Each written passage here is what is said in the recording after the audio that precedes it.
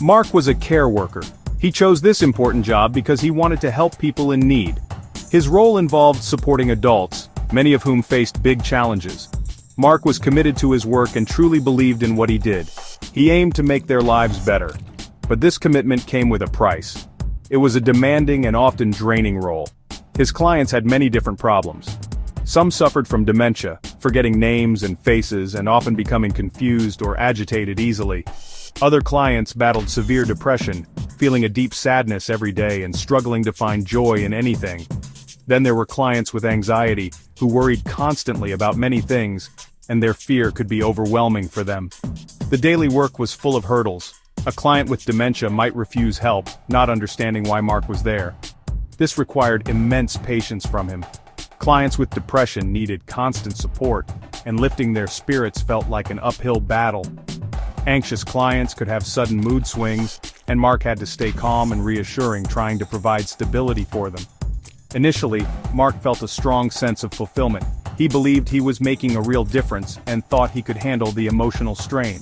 He considered himself a strong person, but the daily exposure to suffering began to wear him down. The emotional weight started to accumulate slowly. He didn't fully realize its impact at first. It was a quiet buildup of stress. When Mark finished his shift, he was tired. It was not just physical exhaustion, he was mentally and emotionally drained too. The difficult situations from work replayed in his mind. He remembered the sad stories he heard and carried his clients' pain with him. He found it very hard to switch off.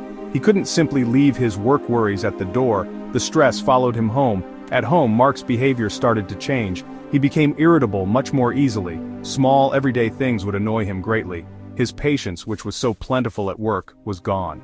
It was paper thin when he was with his family.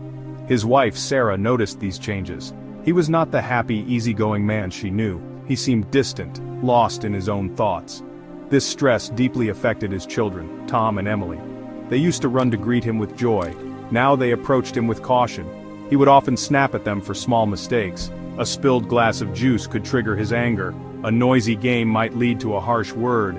A simple question could make him impatient. He knew he was not being a good father.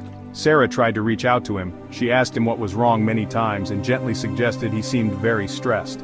Mark usually brushed off her concerns, saying he was just tired from work. He did not want to admit the truth. He felt he should be strong enough to cope. He was a professional, trained to handle these things, or so he thought. One evening, a small incident became a big wake-up call. His son Tom was excited. He had drawn a picture at school and was very proud of his artwork. Tom wanted to show it to his dad. Mark was on his phone, his mind still at work, replaying a difficult interaction with a client.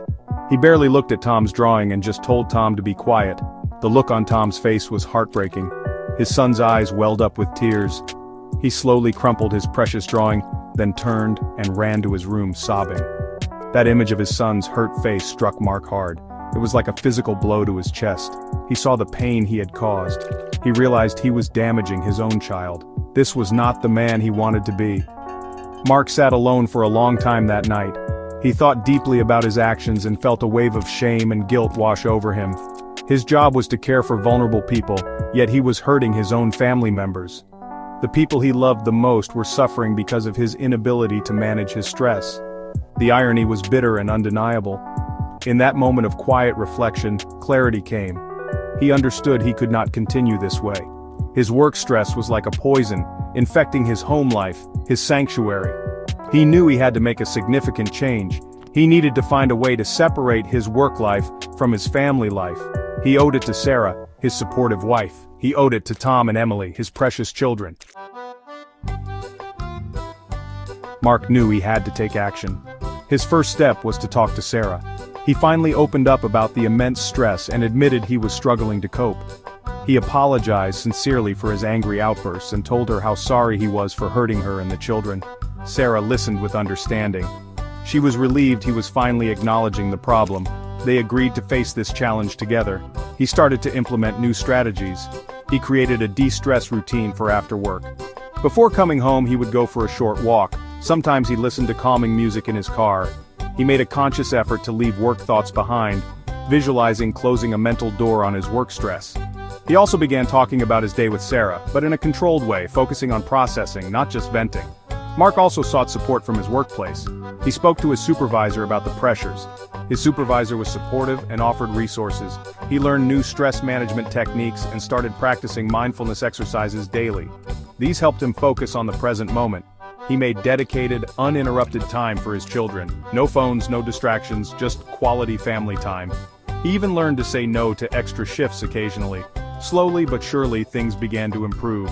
Mark felt less on edge when he was at home. He became more patient and understanding with his children. Laughter and joy returned to their household. Tom and Emily started greeting him with enthusiastic hugs again. Sarah noticed the significant change in him. Their family life became much happier and more peaceful. Mark found a healthier emotional balance. He was still a dedicated care worker, but now, he was also a loving husband and a present father.